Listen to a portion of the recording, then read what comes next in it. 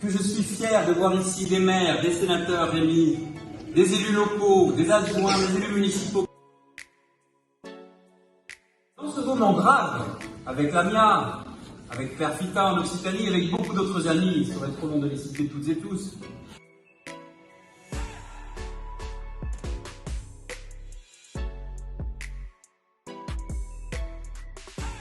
Et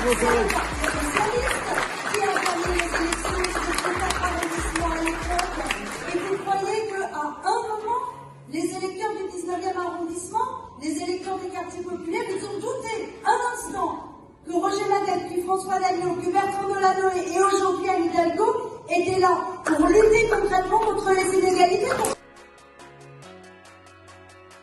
On a gagné ou perdu les élections? Est-ce que le Parti socialiste aujourd'hui est au cœur de la gauche? Non, il est aux marges de la gauche. Tous ces combats écologistes, socialistes et démocratiques méritent de la cohérence et de la clarté dans la durée et dans nos alliances.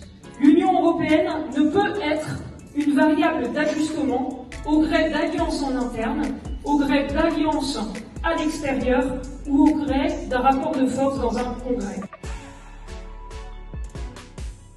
Mais la première unité qu'on doit chercher, c'est avec le parti le plus important de la gauche.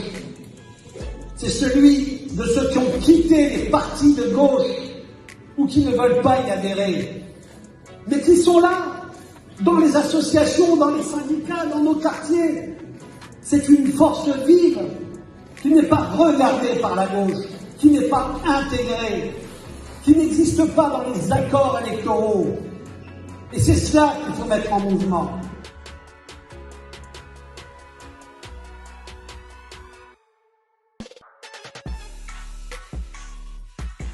Le défi des prochaines années, c'est comment est-ce qu'on fait en sorte d'avoir une union de la gauche qui soit gagnante. Et pour qu'elle soit gagnante, il faut qu'elle soit crédible, il faut qu'elle soit audible, il faut qu'elle porte un message clair. Nous pensons que pour gagner, il faut changer.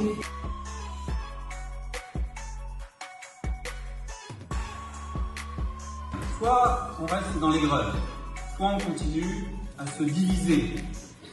Soit on choisit un nouveau collectif, un renouveau et un rassemblement. Pour changer la vie des gens, oui, les socialistes demain sont de retour.